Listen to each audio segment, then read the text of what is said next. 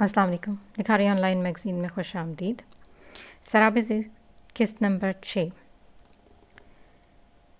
नाम कबीर ख़ान, उम्र 23 साल, हालत अमेरिका का एक अमीर तरीन शख्स। अमेरिका के एक महलनुमा कसर में शब तारीकी की गहरी चादर तनी हुई थी।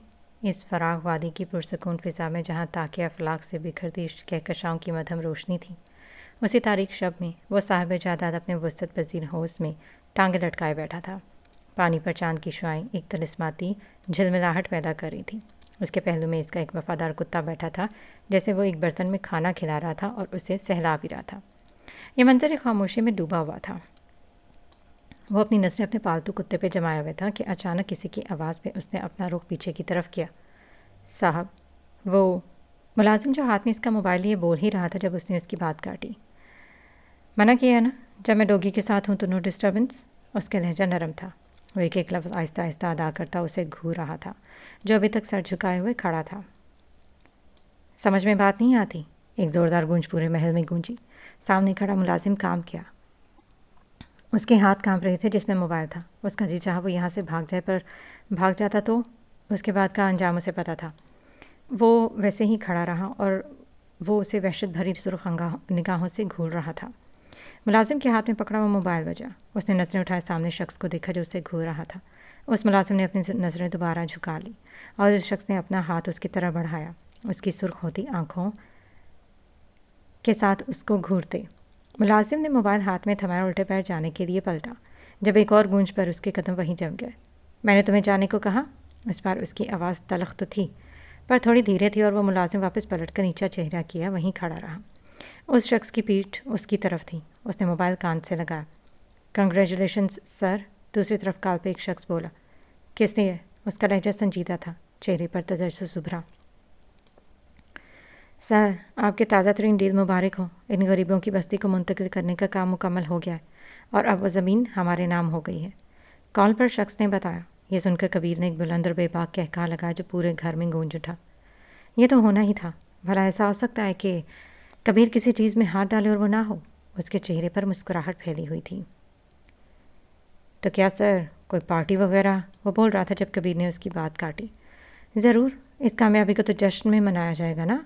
एक शानदार पार्टी की तैयारी करो। आज फिर कबीर अहमद की जीत हुई है।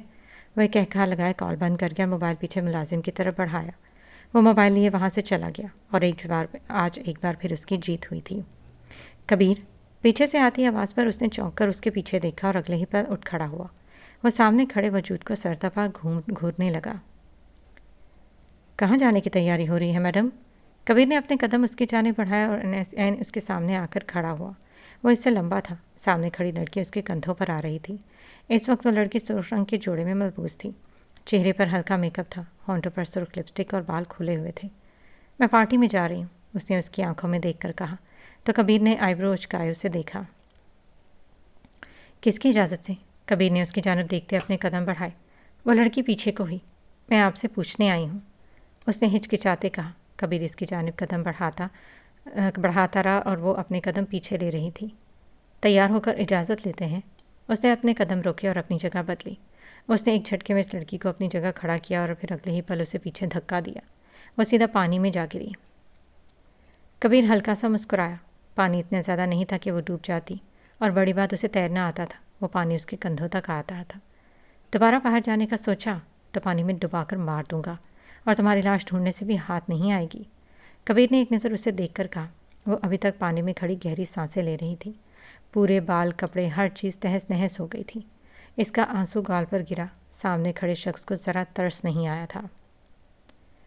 मानूर अपने कमरे में बैठी थी। आज उसकी तबीयत कुछ ठीक नहीं थी, इसलिए वो यूनिवर्सिटी नहीं गई थी। बिखरे हुए बाल जो कुछ चेहरे पर आ रहे थे, बालों का ढीला जूड़ा बनाया हुआ था। कुर्सी पर घुटनों में मुँह छुपाए वो बैठी थी।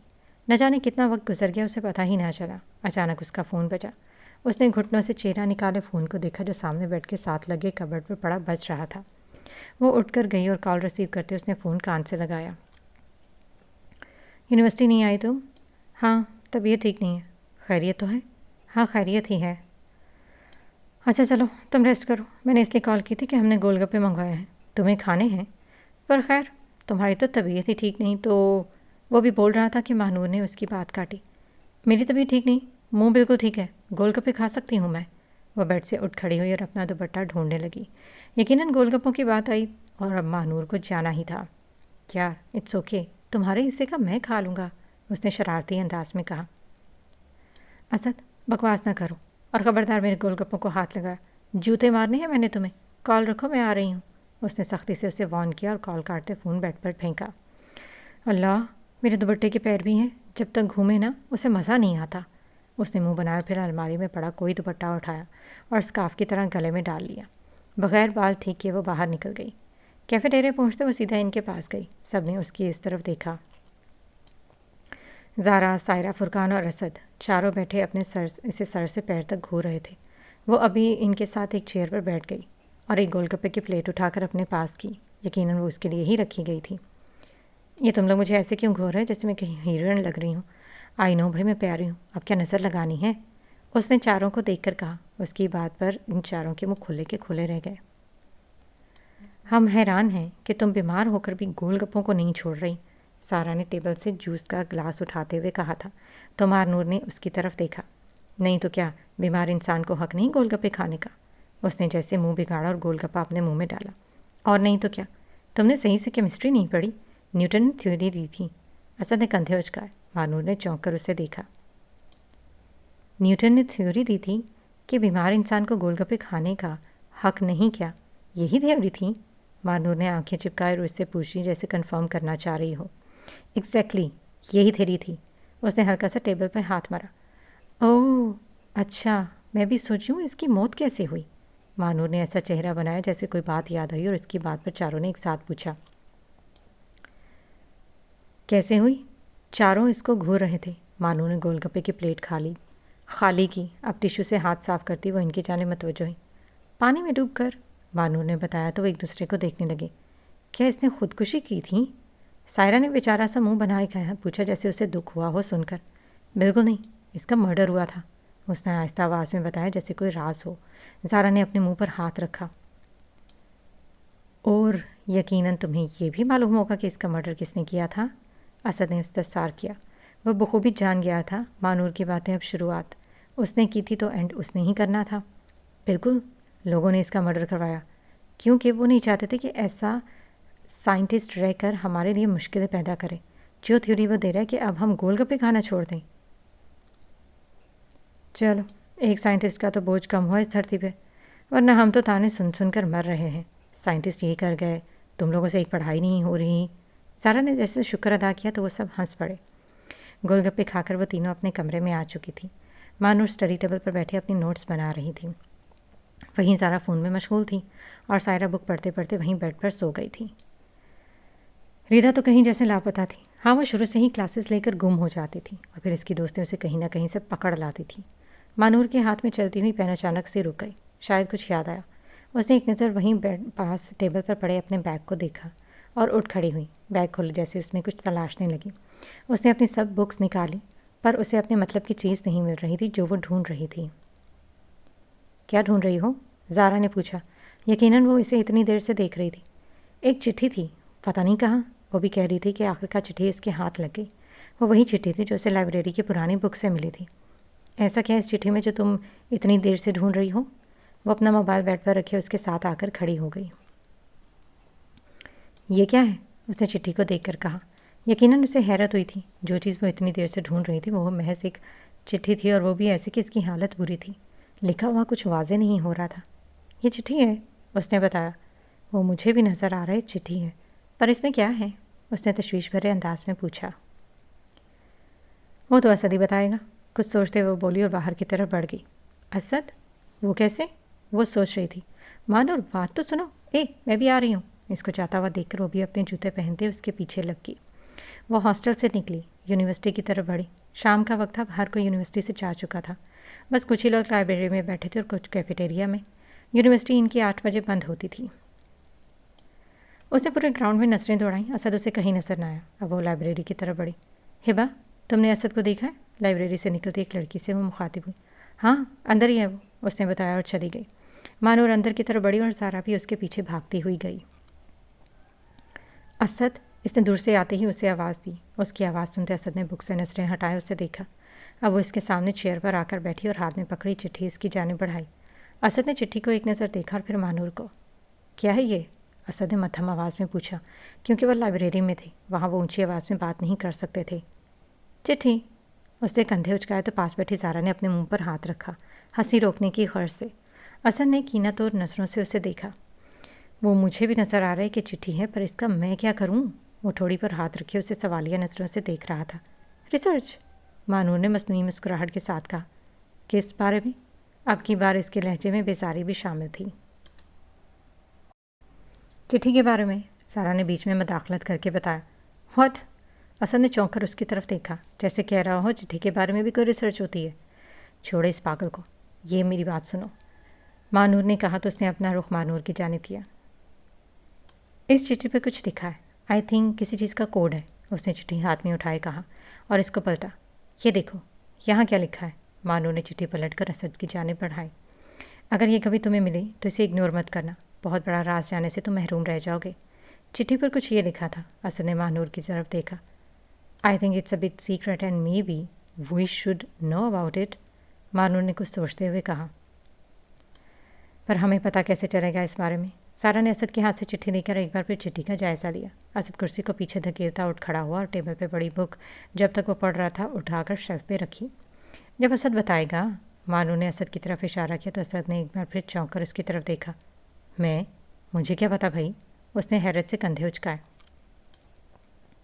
तुम्हें पता नहीं, तुम्हें पता लगाना है। चलो शाबाश। मानूर उठकर इसके सामने खड़ी हुई, जब मोबाइल निकाल कर किसी को कॉल मिला रहा था।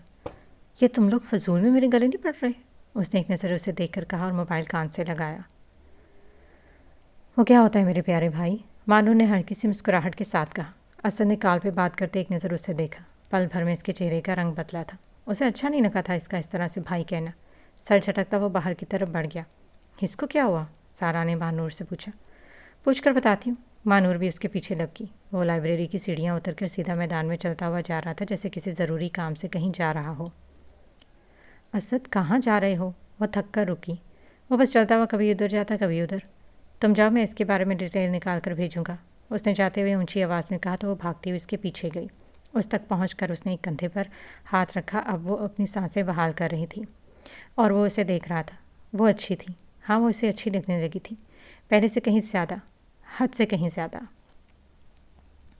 मुझे आज इसके बारे में जानना है। कुछ ही दिन में हमारा यहाँ से किस्सा ख़त्म होगा, इसलिए मैं जानना चाहती हूँ इस बारे में आखिर कौन सा राज है। वो एक ही सांस में बोलेगी। क्या हम यहाँ से जाने के बाद कभी नहीं मिलेंगे? असद ने इसकी बात को अनसुनी करके आगे से सवाल किया। मानूर ने इसकी आंखों में देखा। क्या था इसकी आंखों में? उसे समझ ना आया। आज उसे उसकी नज़रें अजीब सी लगी थी, न जाने क्यों। उसके देखने का अंदाज़ अलग था। वो इस तरह नहीं देखता था। मानूर ने बेख्तियार अपनी नज़रें झुका ली। वो उलझ रही थी उसकी नज़रों से। पता नहीं। उसने अपना सर झुका लिया। पूरा मैदान खाली था, हर तरफ सन्नाटा फैला हुआ था। सारा चली गई थी, अब वो अकेली खड़ी थी। उसे जानना था वो राज, और वो असद की मदद के बगैर नहीं जान सकती थी। असद ने एक कदम उसकी तरफ बढ़ाया। मानूर का सर झुका हुआ था, पर उसने बखूबी नोट किया इसका बढ़ता हुआ कदम।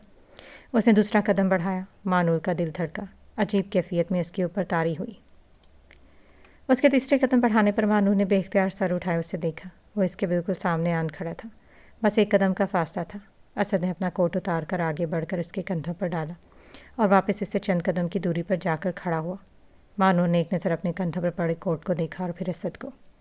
रात होने हो गई है और ठंड बहुत ज़्यादा है। तुम जाओ, मैं चेक करके तुम्हें बताता हूँ, उसने पुरसकून अंदाज में कहा। वाकई ठंड बहुत ज़्यादा थी और इस वक्त मानूर ने खुद को ठंड से बचाने के लिए कुछ भी नहीं पहना था। वो अक्सर शॉल या कोट पहन लिया करती थी, पर आज जल्दी में वो चली आई थी। मानूर अभी कुछ कहने ही लगी थी कि असद बोल पड़ा। तुम्हारे हॉस्टल पहुंचते ही तुम्हें कॉल करके बता दूंगा, बस 10 मिनट में, पक्का प्रॉमिस। वो जानता था कि मानूर उसे यही कहेंगे कि उसे अभी जानना है, इसलिए उसने यकीन दहानी कराने के लिए कह दिया। उसकी बात पर वो सर हिलाकर चली गई और वो उसकी पुश्त को देखता रह गया और फिर वो भी अपनी हॉस्टल की ओर बढ़ गया। कमरे में दाखिल होते वो पहले लैपटॉप की जानिब बढ़ा। ठंड ज़्यादा थी और असद हमेशा से ही जल्दी सो जाया करता था, पर आज वो नहीं सोच सकता था। उसने मानूर को कहा था उसे डिटेल निकाल कर उससे भेजनी थी। उसने अपनी जेब से चिट्ठी निकाल कर टेबल पर रखी और अपना लैपटॉप खोल लिया। तुम अभी तक लैपटॉप पे लगे हुए हो, सोना नहीं है? फुरकान ने बाथरूम से निकलते एक इस्तेहज़ाई निगाह इस पर डाली और अपने बेड की साइड लैंप ऑफ करता बेड पर लेट गया। हाँ बस कुछ काम है, फिर सो जाऊँगा, उसने लैपटॉप पे टाइप करते कहा और मोबाइल की टॉर्च ऑन करके टेबल पे रखी चिट्ठी पर झुक गया, देखने की गर्ज से कि क्या लिखा है। 1131512। बमुश्किल उसने चिट्ठी पर लिखे नंबर दोहराए और फिर पीछे होकर उसने अपना सर पीटा, मानो किस मुसीबत में फंस गया हो। किस जाहिल ने लिखा है? क्या पेन भी नहीं थी गधे के पास? मुंह में बुड़बुड़ाता हुआ एक बार फिर चिट्ठी पे झुक गया। इस चिट्ठी पे पेंसिल से नंबर लिखे हुए थे और चिट्ठी हाल ही की तो लिखी हुई नहीं लग रही थी, क्योंकि इस चिट्ठी की हालत ऐसी थी। 18511311512। यही है, हाँ यही नंबर लिखा है। गहरा सांस लेता वो सीधा और लैपटॉप पे टाइप करने लगा। अब इस नंबर का क्या मतलब है भाई? और लिखना ही था तो कन्विंस में नंबर लिखता, उल्लू का पट्ठा। ये क्या लिखा है? एक बार फिर वो टेबल पर हाथ मारता सर पकड़ के बैठ गया, मानो सोच रहा हूँ कि अब इसका मतलब क्या है। असद, क्या तुम मानूर में इंटरेस्ट ले रहे हो? फुरकान जो करवट के बल सो रहा था अचानक उठकर बैठ गया और असद को देखने लगा। असद ने धीरे से अपने सर से हाथ हटाए उसकी जानिब देखा। तुम्हें ऐसा क्यों लग रहा है? ऐसा तो कुछ नहीं है। उसने नज़रें झुराई और एकदम सीधा होकर लैपटॉप को देखने लगा। अच्छा, वो ये कहता दोबारा से लेट गया था। क्या ये तारीखें हैं? वो सोचते हुए मुंह में बड़बड़ाया। नहीं, 18वां महीना नहीं होता। क्या ये जोग्राफियाई नुकात हैं? नहीं, फॉर्मेट मुख्तलिफ है। वो खुद से सवाल करता, खुद ही अपनी बातों का जवाब देता। क्या ये अल्फ़ा न्यूमेरिकल सब्स्टिट्यूशंस हैं? हाँ, ये सब ज़्यादा मुमकिन हो सकता है। उसने इतनी कोशिशों के बाद आखिर कुछ अंदाज़ा लगाया और लैपटॉप पे टाइप करने लगा। टाइप करके वो पीछे चेयर पर टेक लगाकर सुकून से बैठ गया और अपनी नज़रें लैपटॉप पर मरकूज़ रखी। लॉकर। पूरी स्क्रीन पर एक ही लफ्ज़ चमक रहा था। असद एक बार फिर लैपटॉप पे झुका। लॉकर? कौन सा लॉकर? किसका लॉकर? वो मुंह में बड़बड़ाने लगा कि अचानक इसका फ़ोन बजा। उसने जेब से फ़ोन निकाला और स्क्रीन पर महानूर का नाम चमका। वो हल्का सा मुस्कुराया, जैसे वो इसी कॉल का इंतज़ार कर रहा हो। कॉल रिसीव करते उसने फ़ोन कान से लगाया। लैपटॉप बंद करते वो बेड की जानिब बढ़ गया। क्या बना? कॉल रिसीव होते ही उसने पहला सवाल किया। लॉकर, उसने मध्यम आवाज़ में कहा। रात का वक्त था और फुरकान का ख्याल करते वो धीरे बोल रहा था। बेड पर लेटे उसने अपने ऊपर कंबल ओढ़ा। किसका लॉकर? मेरे बाप का। उसने आंखें बंद की। अब तो इसके सोने का इरादा थी। तुम्हारे बाप का? मानूर के लहजे में हैरानी वाज़ेह थी। हाँ, उसने दांत भींचे। तुम्हारे बाप का कौन सा लॉकर है और इससे इसका कोड का क्या ताल्लुक? वही तो मुझे नहीं समझ आ रहा। मेरे बाप का एक लॉकर है जिसमें ख़जाना छुपा हुआ है, उसने बेहद साफ़गोई से कहा, बगैर लहजे में कोई शरारत जाहिर किए। झूठ बोलना कोई असद से सीखे। असद, तुम मजाक कर रहे हो। उसकी कही गई बात पर कम से कम मानूर यकीन नहीं कर पाई। और फिर ऐसा कैसे हो सकता है कि असद झूठ बोले और मानूर उसे पकड़ ना ले? इसकी बात पर असद के लबों पर बेख्तियार मुस्कुराहट फैली, अलबत्ता आंखें अभी भी बंद थी। बिल्कुल भी नहीं। असद, मजाक मत करो। मैंने जूते पार्सल करने हैं तुम्हें। For your kind information, light चली गई है और वाईफाई बंद हो चुका है, इसलिए तुम मेरे लिए जूते ऑर्डर नहीं कर सकोगी और ऑर्डर नहीं करोगी तो पार्सल भी नहीं होंगे। असद ने बेहद शाइस्तगी से पूरी बात मुकम्मल की। मानूर इसकी बात पर हंस पड़ी। अल्लाह, बातें बनाना कोई तुमसे सीखे असद, उसने हंसते हुए कहा तो असद भी उसकी बात पे हल्का सा मुस्कुरा। तुम सीख लो, दूसरों को छोड़ दो, उसने शरारती अंदाज में कहा। अच्छा, अब ज़्यादा हो गया। मुझे बताओ कौन सा लॉकर? उसने बात को बदलते सवाल किया। मुझे नहीं पता कौन सा लॉकर। इस कोड के मुताबिक इसका मतलब लॉकर है। कौन सा लॉकर ये मुझे नहीं मिला। अब मैं कॉल बंद कर रहा हूँ क्योंकि मुझे अपनी नींद बहुत अजीज़ है, सो कल बात होगी इस बारे में। Good night. वह जल्दी जल्दी में बड़बड़ाता कॉल काट गया। असद, मानूर ने उसे पुकारा पर कॉल कट चुकी थी। उसने मोबाइल टेबल पर पटका और वहीं चेयर पर बैठ गई।